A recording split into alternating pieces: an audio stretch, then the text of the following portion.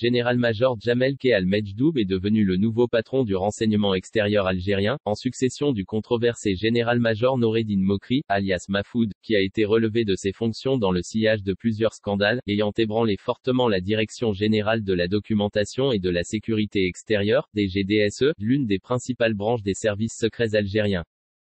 Le nouveau patron de la DGDSE a commencé sa carrière à la fin des années 60, avec une formation en Russie au sein d'une école du KGB, le célèbre service de renseignement de l'ex-Union soviétique.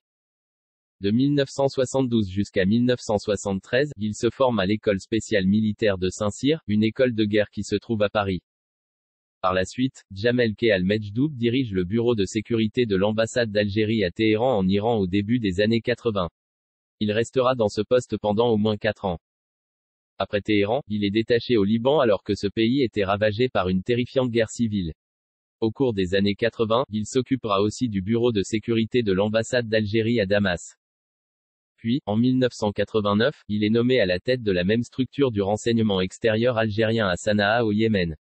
En 1991, Djamel K. Al-Medjdoub est responsable du bureau de sécurité de la DDSE à Paris et, à partir de 1994, il est promu attaché militaire au niveau de l'ambassade d'Algérie en France. En 1996, il est rappelé à Alger pour diriger l'école des services secrets algériens à Beni Messous.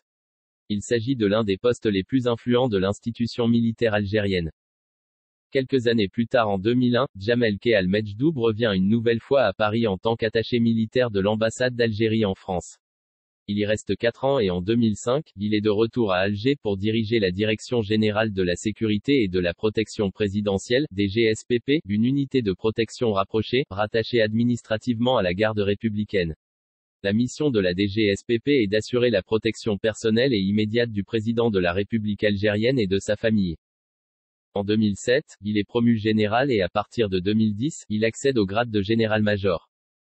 C'est en 2015 que le nom de Djamel K. Al-Medjdoub devient connu du public dans l'incroyable affaire dite de Zeralda.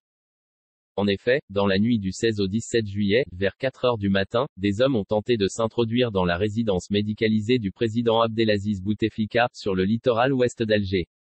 Ils se sont repliés suite au coup de feu de la garde présidentielle. Des rumeurs affirmaient que le président Abdelaziz Bouteflika avait échappé miraculeusement à une tentative d'assassinat. Cet incident a été suivi par des sanctions lourdes dans les rangs de la garde républicaine, dirigée alors par le général-major Ahmed Moulay Meliani, et de la DGSPP, qui relevait alors du général Djamel K. Al-Medjdoub. Les deux généraux ont été limogés, mais seul Medjdoub a été traduit en justice. Le général-major Djamel K. Al-Medjdoub a écopé de 3 ans de prison prononcés par le tribunal militaire de Constantine en décembre 2015. Toutefois, il n'a pas été incarcéré puisqu'il avait fait appel pour pouvoir jouir encore de sa liberté. Néanmoins, à cause de cet incident, il a connu une longue traversée du désert qui aura duré 7 ans.